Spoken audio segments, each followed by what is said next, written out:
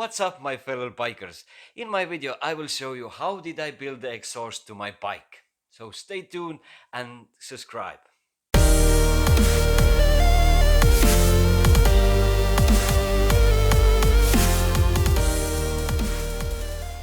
So I wanted my bike to be a little louder. Everybody does. Yes, you do. Yes, you do.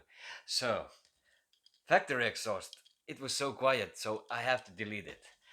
And I bought the aftermarket exhaust. And it was too loud. Yes, of course.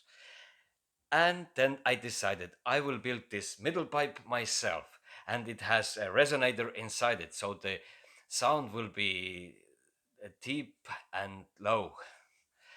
Here are the sketches how I did it.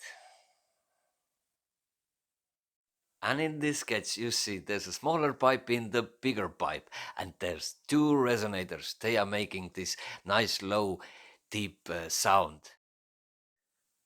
And here are the results. It looks good, it sounds good. And if you want to hear what sound it does make, just comment below and I will make the video.